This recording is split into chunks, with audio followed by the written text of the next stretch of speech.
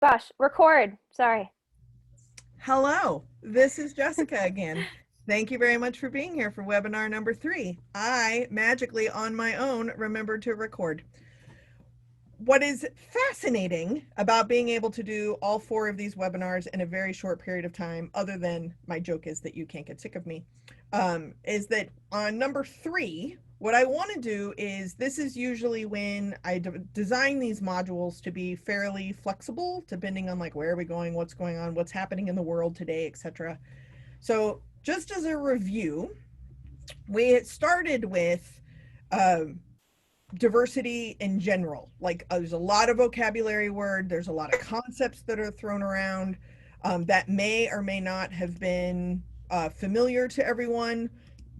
Some ways it might have been a great equalizer. It also could be a like, you know what, this is what I'm talking about. I don't even feel welcome to this conversation.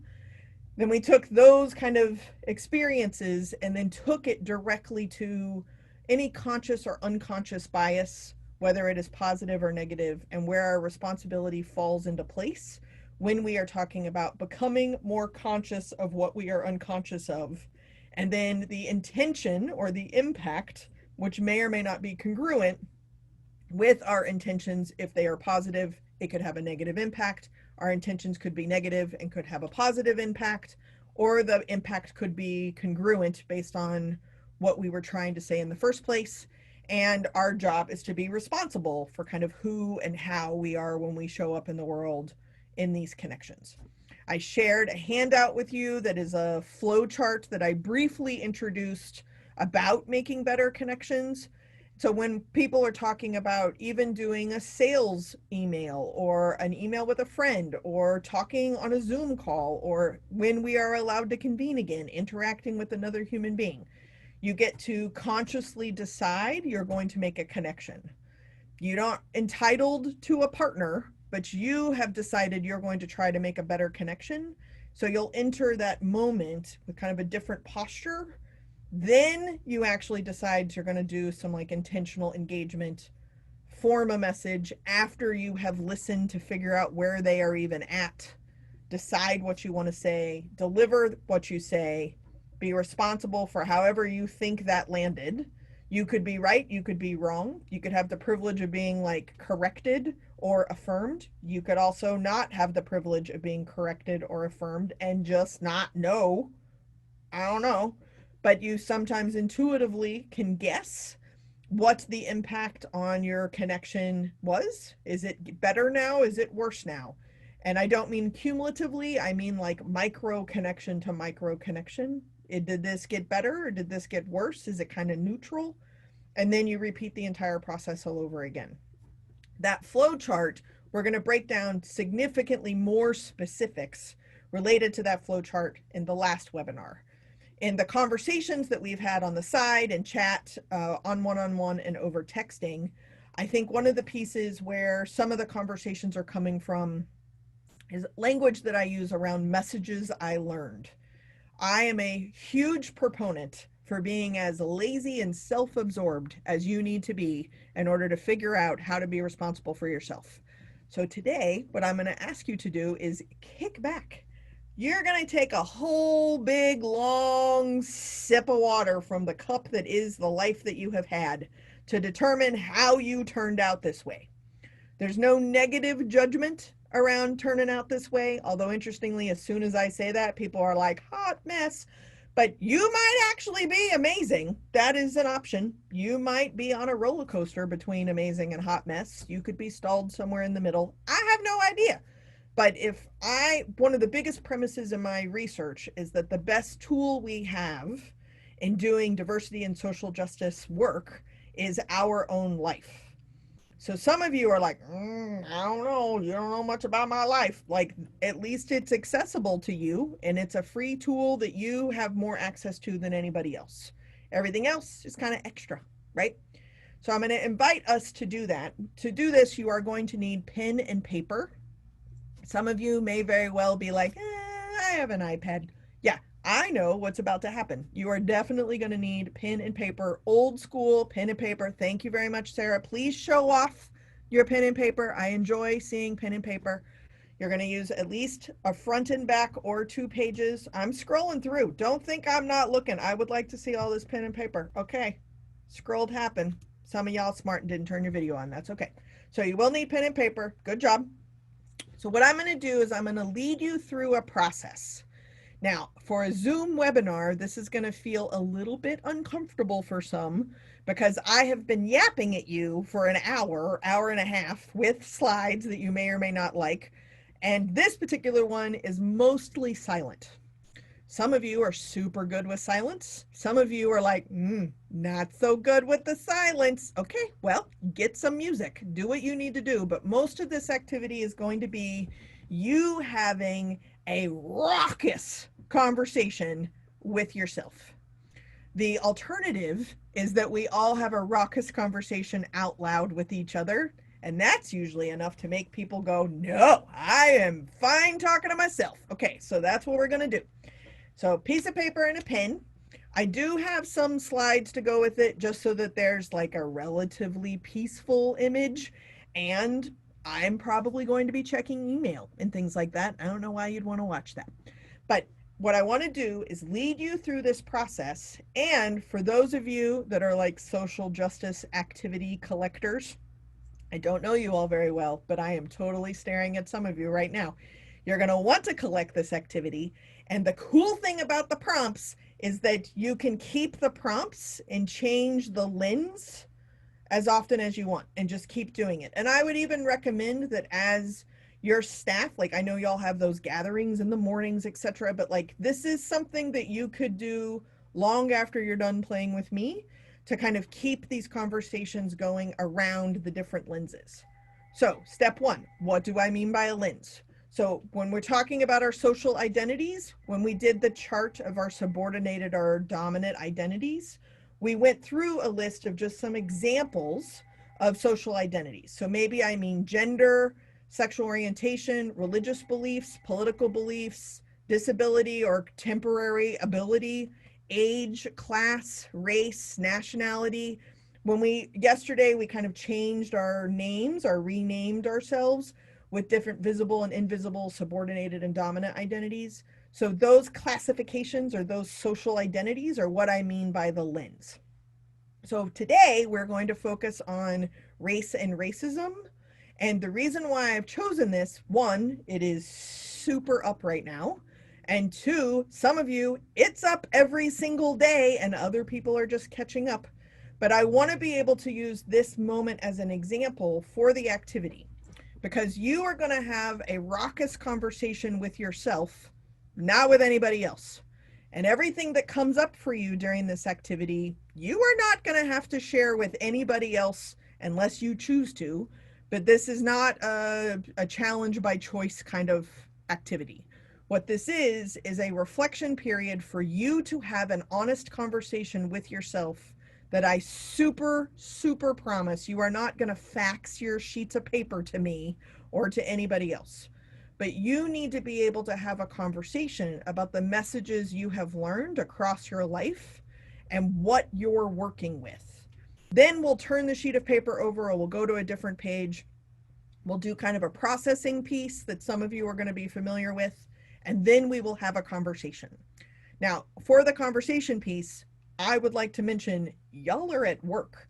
So depending on what you are comfortable or not comfortable sharing at work is very much going to depend on whether or not that conversation is in a full group or if that conversation is in small breakouts. I believe the conversations will probably be in small breakouts. I will see kind of how things feel at that moment. I did not know until y'all how much I can feel through a web camera, so we're just going to trust that piece to determine part 2 of said activity. Sound good? Is that good directions for everyone? Too many thumbs uppins. Great. I love some thumbs uppins. Okay. This is what I need. I almost just shared with you my homework. Nobody wants to see that, including me. I've been up since 4 a.m. doing finance homework. I'm so grateful for you. Okay. So what you're going to do first is take your sheet of paper and divide it into 4 sections.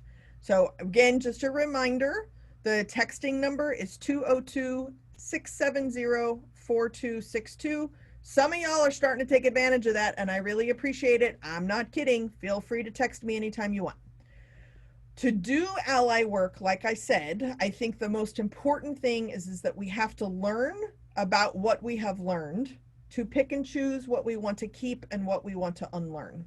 So with any social identity, this activity will work, but you are still going to need pen and paper. Today, I'm going to move you through the 4 prompts, focusing specifically on race and racism. Now, when you divide your paper into 4 quadrants, you can make a plus sign or you can make a big X on your paper. You don't need a ruler. It doesn't have to be perfect. But you're going to take your piece of paper and divide it into 4, and then I want you to number each of the quadrants 1, 2, 3, and 4. So I'll give you just a minute to do this.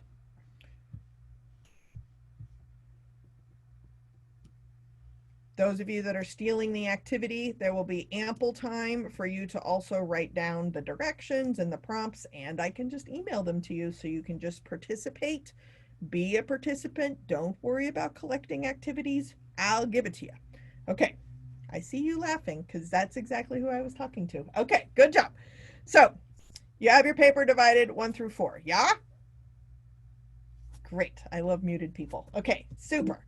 So what we're going to do first, and again, just a reminder, the directions here are to write or record messages you have learned from your life. I guarantee you someone, excuse me for calling out my own group membership, this person is usually a white woman, will be like, I'm not sure exactly what to do. How do I get this right?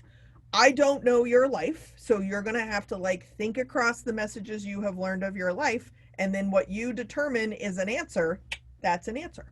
So when I first got this activity, we were told to draw the messages we learned, and then people began to panic about artistic skills.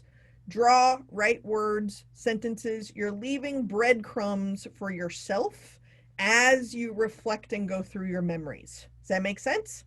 So I don't know what your correct answers are. You do. And probably you will still edit what you're going to put in the quadrant. I don't care. You're having a raucous conversation with yourself about what you have learned about the prompt, and then just leaving some notes for yourself so that you can remember what came up during the raucous conversation. So when I say that, I'm going to have a timer and I'll give you some time. I'll mute myself and it's going to be quiet unless you provide your own music. And then I'll give you kind of a warning and you'll wrap up and we'll move on to the next section. You can go back to other sections anytime you want. This is not an online test. And one section may make you think of a past section. That's completely fine. Okay? I'm just helping facilitate you have a conversation with yourself. Some of you talk to yourself all the time. Some of you, this is super scary. Largely, this is why I think so many people started baking during shelter in place, is because we were all alone with ourselves and that was terrifying. So we decided to bake. Okay, so quadrant number 1, messages you learned about you. So however it is you racially identify, what messages have you learned throughout your entire life about your own racial identification? Whatever that is, sounds great. What have you learned about your own racial identification? So I'm going to give you probably 5-ish minutes. I'm going to keep an eye on looking up at me when you seem to be done, but this should automatically transition. I will set a timer. I'm going to mute myself. If you have any questions, feel free to put them in the chat or send me a text message at 202-670-4262. That's specifically for you playing the recording at home game as well. So here I go.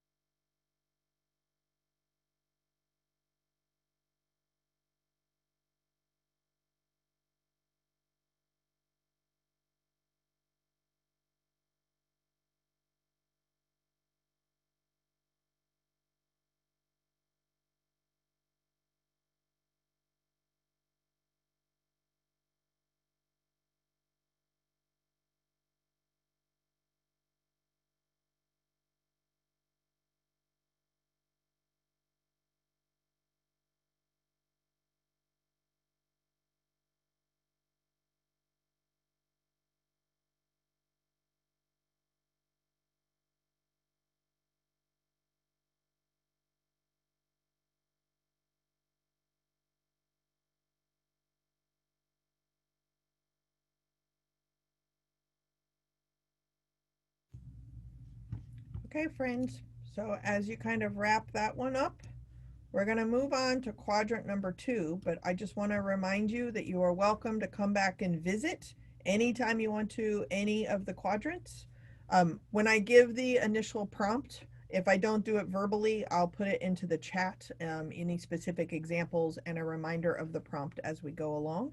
Um, I think I forgot to do that this time, so thank you very much for kind of reminding me. So, evidently it saves you a copay. Breathe. It's free. Doesn't cost anything. Sometimes I just talk about breathing and don't actually ingest any more air, but I encourage you to do it.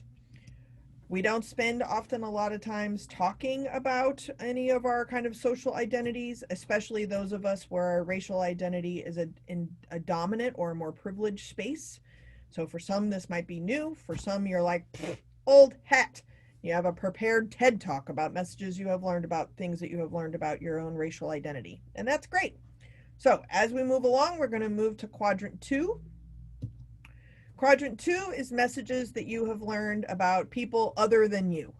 So think of racial identities that are different than the one that you identify with.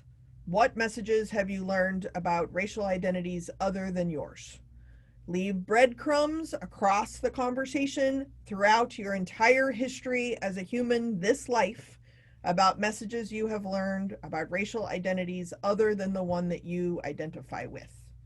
So I'll give you some time on that one. I'll type the prompt into the chat, and we will go from there. If you have any questions, feel free to chat.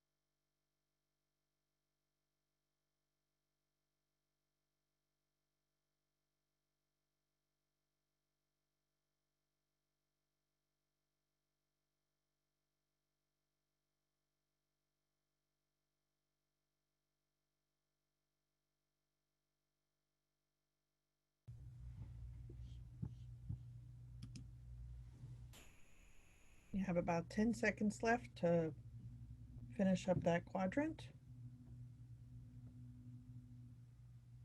Feel free to visit quadrant 1 if you need to.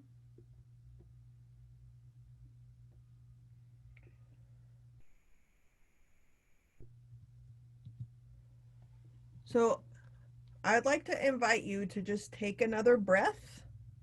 And at this moment, what I think is really important is that when I do this activity in person or online, regardless of the lens that we pick, there's a distinct pattern that happens between quadrant 1 and quadrant 2. So quadrant 3 is available because of this pattern. So quadrant 1 was messages that you have learned about yourself, your own, in this case, racial identity, but you could use any social identity. And then quadrant 2 is everybody else, not you, how everybody, somebody different than you, what are messages you've learned about them. But what ends up happening almost always, and some of you are an outlier, you don't have to show off, but what almost always happens is quadrant 2 gets filled up with the either extremes, depending on what kind of lens we're using, or very specific examples, but not actually everybody. So, for example, whether you identify as black or white, black and white are usually covered inside quadrant 1 and quadrant 2. If you don't identify as black or white is still usually attributed into quadrant 2. But I want to name or give you some space to just notice that between yourself and which groups show up in quadrant 2, just take a notice of which ones came to you immediately, maybe what was second, maybe you had time for a third within quadrant 2. But there are hundreds and thousands of examples that we could easily come up with. But just notice that what ends up happening is we almost naturally default to this binary. And so that it's us and it's only these few types of thems. But them is actually a very complicated group of people. So just take a notice, and there's no wrong or right answer here, but just take a notice in who showed up in quadrant 2 and who didn't. So then in quadrant 3, I want to give you some space to record messages that you have learned about even more people other than you, as in the communities that didn't show up in quadrant 2. So for example, if we're talking about race, it is very true that white, black, and brown people will show up. And depending on where you're at, brown could mean Latina, Hispanic, Chicano. Sometimes Asian will show up, but it is very rare that indigenous people show up unless someone identifies as an indigenous person or has an immediate indigenous person in their life. It's very rare that the Southeast Asian is actually pulled apart from when we start talking about Middle Eastern or we start talking about Arab influences. When we start talking about ethnicity or cultures, when we start talking about Jewish folks and what that means, and can Jewish folks also be black or Arab? Yes, they can. Weird. Things can get very complicated, but those complications don't almost never show up in quadrant 2. So for quadrant 3, I want you to think about racial identities other than your own and other than the ones that came up for you for quadrant 2. Again, you are doing this correctly, but I also want you to think about biracial, multiracial people. The media uses a lot of racially ambiguous people. What does that even mean?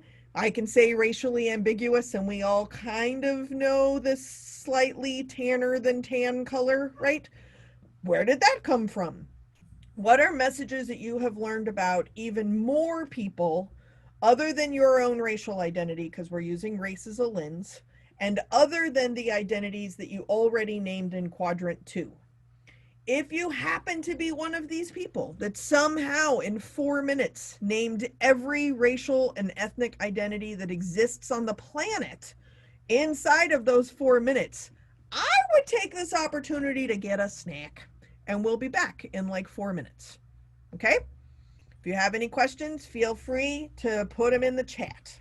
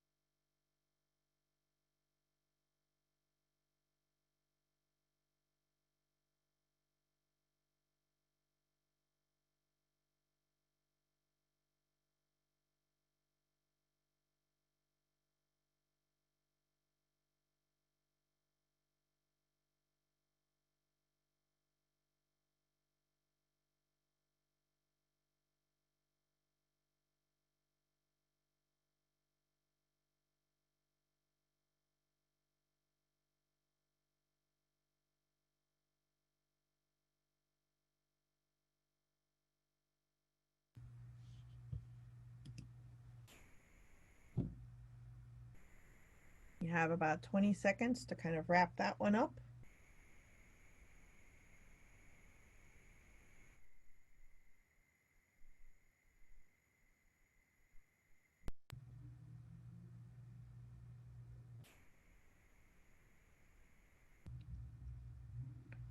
So as you wrap up quadrant 3, again, free to you. Have a deep breath. It's going to be okay. I promise you are doing this correctly and you are picking and choosing well from all of the messages that you have learned across your life and just leaving yourself little breadcrumbs because this is a conversation you are having with yourself and no one else. Just a reminder, you're not faxing your sheet of paper to anybody. I just want to give you some structure so that you can have a conversation with yourself. So as we move to quadrant four needs some explanation sometimes. So the quadrant prompt is messages you've learned from times where you have colluded and or participated in a silenced or marginalizing act. So it is almost always the case that somebody somewhere sees this and it says, never, never done anything. Well, you're not cooperating with me. So in some ways, that alone would be silencing and marginalizing. So what I mean is collusion and participation. They often don't happen in the exact same second of the same person, but they are dependent on each other. So think of them sitting next to each other at a table. So let's say some shit goes down. You may not have been the person who did the shit downing, but you didn't stop it. So by not intervening or not stopping it or naming it or like having the ability or the words in the moment, that is a form of collusion, right? Is that the shit went down and it just occurred and splattered you too. You noticed it and shit went down. That's collusion. Participating could be conscious and could be unconscious. Welcome to where bias meets action. So participating means you are at the foot, you are at the hands of the shit going down. You may not know that you are doing it. You may be totally aware that you are doing it because you can actively or passively participate. When we are talking about race, it is very often in a conversation where if you identify as a person of color, you're like, I can't do this. Ha ha, exempt. And that's not true because you have internalized and externalized racism. You also experience lateral racism across other non white groups. For white folks, this is where you think you now have to read a book by Brene Brown or figure out like how to be a good white person. And I'm not encouraging that. I just want you to acknowledge, I mean, you're welcome to read the books, but what I want you to do in this prompt is to leave breadcrumbs for you about the messages you have learned during a time where you know you colluded or during a time where you know you participated. You don't even have to document the specifics of the collusion or the participation because we'd have to admit that it happened. But what messages have you learned from those given instances? So I want to give you some time. You can reflect. I'm just going to remind you that this is in confidence with yourself. So as long as you don't put it on your Twitter feed, nobody will know about this. But I want you to have a conversation with yourself about the messages that you have learned from times in which you actively or passively, but you became aware of times where you colluded and times where you have participated, in this particular case, of actual racism. Not necessarily racism that's dismantling systems of oppression. It can be internalized, externalized, lateral, doesn't matter. Don't overthink it. Just leave yourself some breadcrumbs. So I'll set a timer. If you have any questions, please feel free to put them in the chat.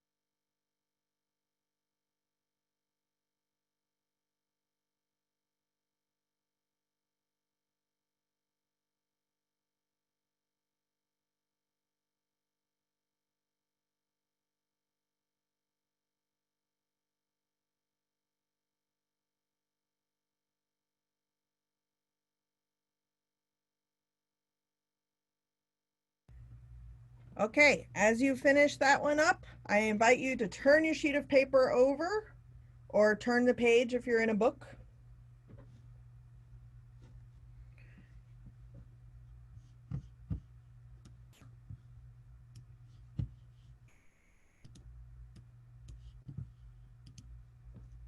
Thank you for playing along with me in my prompts. Remember, take a breath. If you have any thoughts or comments, some of you are texting already or using the chat, feel free. Again, the number is 202-670-4262. Now, on the blank sheet of paper, I want you to draw another X or a plus, whichever one you want. You don't need a ruler. This is supposed to be easy. And I want you to label the 4 quadrants. 2 of them are easy, hard.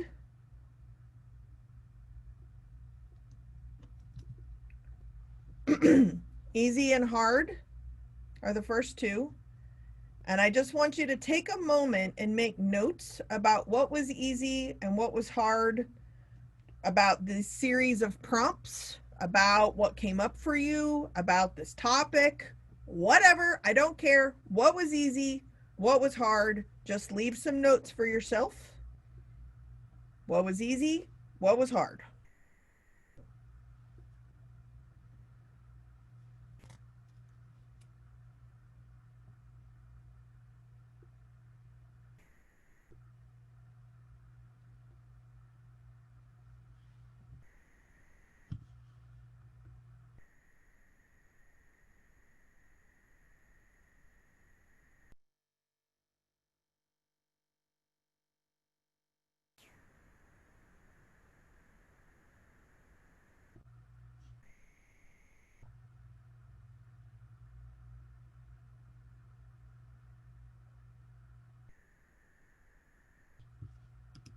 Okay.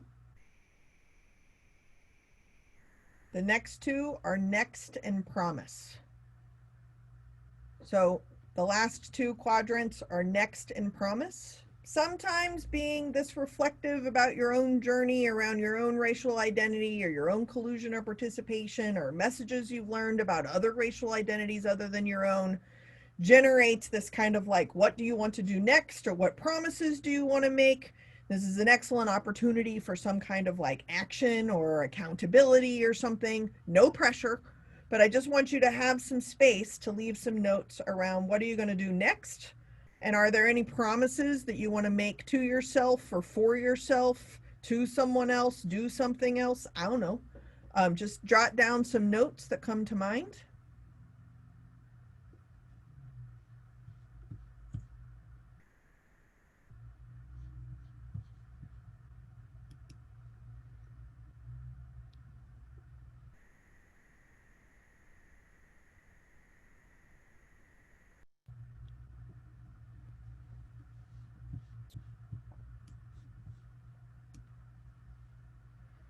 Okay. As you are wrapping up some of your notes, what I'm going to ask us to do is we're going to go into breakout rooms. I have randomly sorted the breakout rooms to have mostly 3 people in them. Some of them have 2 people in them. No one has to be in charge. I will send you some easy, hard, next, and promise related prompts. What I'm going to encourage you to do is to have a conversation with each other about easy and hard together and next and promise together. I'm relatively new with headcount, so to be completely honest, I can't remember who all is a director and who isn't a director. Andy, I remember that you are not a director or under a director, but you are an executive director. So congratulations, you get to be in a group with me. Awesome. I know it's going to be very exciting. Okay, so Andy's going to be in a group with me. Other folks, I hope it works out. I believe in karma, right? So then, Andy, there's no pressure on you to be the executive director and a human being. You just get to be a human being with me, as I don't work for you. So I'm going to hit open. Then you're all going to be dispatched into this weird interwebs of nothingness. Have y'all done breakouts on Zoom before? So it feels really weird because you're like, oh my gosh, what's happened? And then it works. I will be sending you some prompts. You'll be talking in groups of 2 or 3. If someone feels the need to be in charge, I usually say the person with the shortest hair is in charge. If there's 2 of you with short hair, the person born closest to Wednesday. How's that? It'll be very complicated because it could be a Tuesday, a Wednesday, and a Thursday of bald people. I don't care. Just have a conversation, will ya? Then I'll give you about a 30-second heads up, and I'll pull us all back together. Sound good? Thumbs up. Okay, buckle up. Andy, you can take your seatbelt off. You don't gotta go nowheres. All right.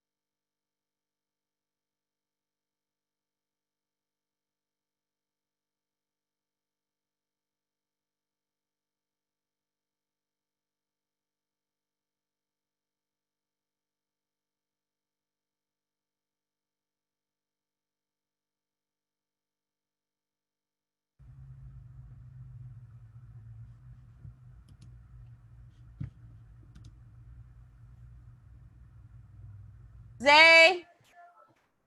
Oh, that was loud.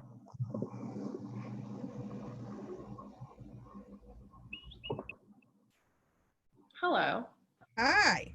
It looks like people are coming back. Jamie, sorry to startle you by us being in breakout rooms when you got back. I don't want you to be alarmed. Jamie got booted, so I was alone, and then I joined Katrina and Molly. Oh, that's exciting. I didn't even know you could join rooms once you've been in rooms. Well, I'm a co-host, so Hey, look at that. Finally, equalizing power dynamics pays off. Well, that's great news. Okay, I think everyone's back. Did I scare Andy away? Where'd he go? We had a good conversation. I don't think I scared him away. He's here. He is? Oh, he's on page 2. That's what's happening. Okay, good. Okay. Hi, Andy. I got to start taking it all personals. Okay. So I believe that we are all back. I want to be conscious of time and I don't want to go too far over, but hopefully those of you that were in breakout groups, Andy didn't get any of my jokes. I had to type while we were talking. But hopefully you enjoyed the process. Now I want snacks. But what I want to do in just the few minutes that we have time left is you're welcome to use the chat. You're welcome to unmute yourself. But for the directors, you may be relatively familiar with this easy, hard, next, and promise situation. FYI, those of you stealing things, when things are very up, writing down what was easy, what is hard, what is next, and what you promise is a very good way to capture all of the feelings that are coming up. So then they're all real, they all get a voice, and then you can figure out like, okay, what are we going to do? Instead of necessarily coming from a place of like only the high action people, if we use yesterday's content, high action people win out because we immediately do stuff. Well, we are also the people who like jump into pools without checking on water levels first, right? So like slow your roll is sometimes very important. And then there are other folks that kind of start at slow. And so then getting them into action, it's a nice way to kind of equalize all of the feelings when you're having feelings. So with that stated, what I would like to do is check and see, were there any easy or hards that came up in your little micro conversations with each other that were really important for you to hear at this time? Things that you listened to or heard or participated in that when you were talking about easy and hard with your small group, that like that part you really needed to have in a conversation right now. You can chat it or you can unmute and share if something came up. Yes, extrovert here, so I'm always going to talk. So Whit Bell brought up something that I didn't think of, but I thought that it was so important. And I was in a group with Molly also, and she had mentioned the idea that we're bringing in the diversity and inclusion manager, and we've just all gone through a diversity and I'm going to just call it inclusion like training. How do I not be weird, and how do we not make this hard and like not be awkward and what I call overbearing because extrovert? Like how do we do that and not make it weird? Yeah, so super good question. And I generally default to, if you're thinking about it, you're probably not doing it, right? So like if you think back to teachers or professors that told you how not to plagiarize, the only people who freak out about that would probably never plagiarize. And so then you're instantly like, oh my gosh, I read something and I had an idea. I'm now doing something with that idea. How do I properly cite the inspiration from their idea? Whereas other people are blatantly copying and pasting hundreds of pages of someone else's documents and saying they're theirs, right? If you think about it, you're probably not doing it. So I would say, as before being a consultant, I often worked in organizations as the D&I person, and I often got fired because I was the D&I person. So my job was to point out how the organization could do better. And sometimes they were like, we are not actually interested in those messages. We just wanted your picture on the website. Shut up and get back down to your office. So I'd get fired. So a D&I position can be awkward for anyone. The fact that you're going through a D&I training moments before this person starts is not actually that unusual. And I think it's important to mention that I don't, at least what I have received, you're not doing this because that person is starting. You're doing that because this is where the conversations were and that person is starting, right? So this is all part of the same initiative. So it becomes less weird when you realize that this is part of a whole, for lack of better words, campaign versus a like, oh snaps, we're about to get our shit called out on Thursday. We better get it together. Like, don't, that's weird, right?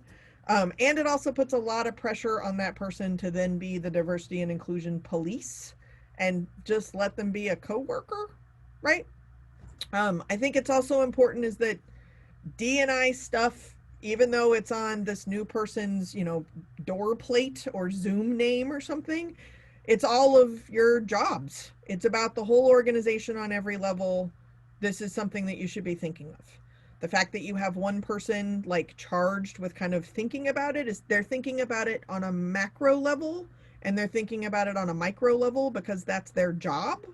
And you should be thinking on it on a macro level because it impacts your job, and you should be thinking about it on a micro level because you're a human being working at the organization, right? So it's a really smart question, but that's how you make it not weird. You're just here to help and support. And I would also say one of the hardest things about being the D&I person in an organization, when you start, you have no social capital. So then people, you don't know who to like tap for assistance. And then everyone has expectations of what that person's going to do. So you're instantly disappointing everybody's self-imposed agenda on them. So like they're kind of, damned if they do, damned if they don't. That could become less awkward. Eat lunch, have a conversation, be a normal person. That helps it be less awkward. Any other thoughts or comments that came up around easy and hard?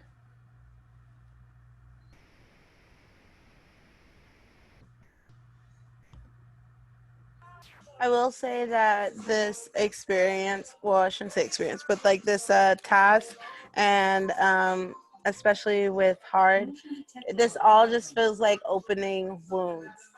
Mm. Like it's a lot of well, you said it, it's a conversation with yourself, but it just definitely felt like old wounds or like stuff you just keep shoving back. Just it's to the front, and you have to deal with it. Mm-hmm. Like one of if I just had a webinar this morning with a group of people who are doing some groundwork in Minneapolis, specifically around George Floyd.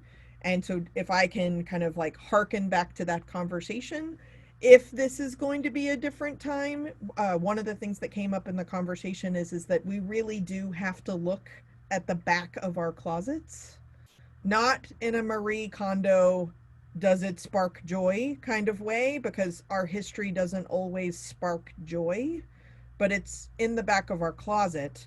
And I believe part of the process of Marie Kondoing your shit and asking if your toothbrush sparks joy is to regain consciousness of what you are carrying with you. Because the burden of what you are unconscious of, you might have forgotten it was in, I mean, Brittany, I think you're making a great point.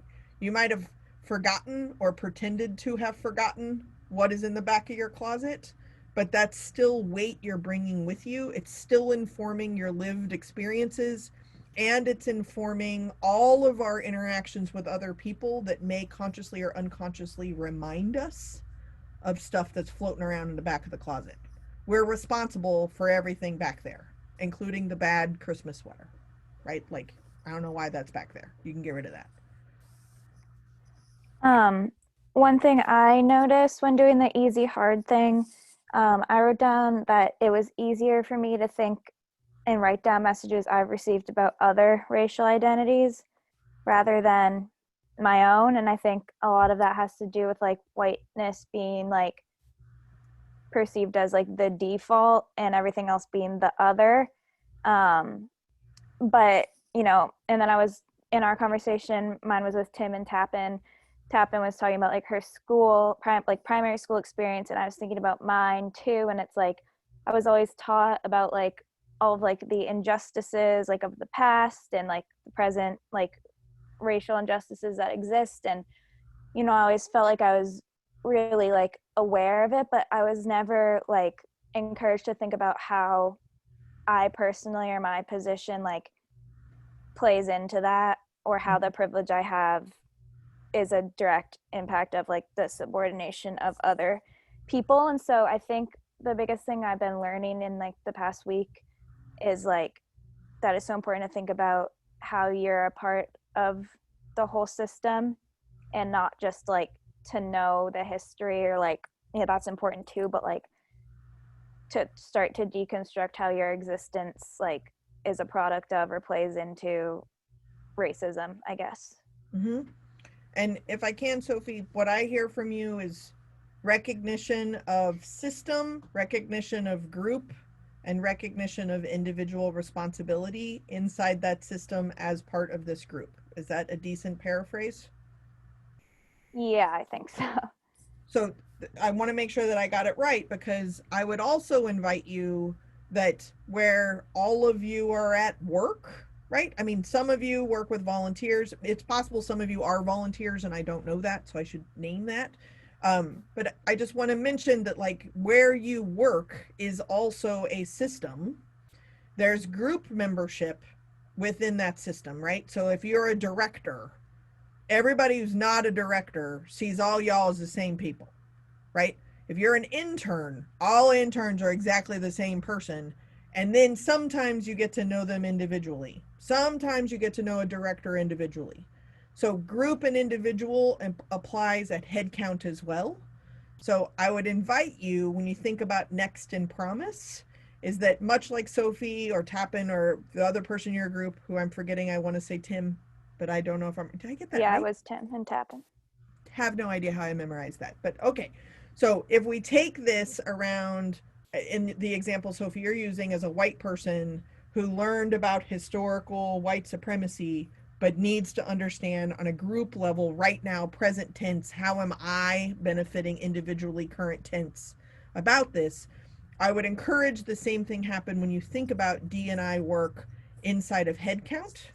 So it might be in one person's job description or two people's job description, but on a group level, you are all equally committed to all of the good and all of the bad, all of the conscious and all of the unconscious, all of the positive and all of the negative things that have happened with headcount.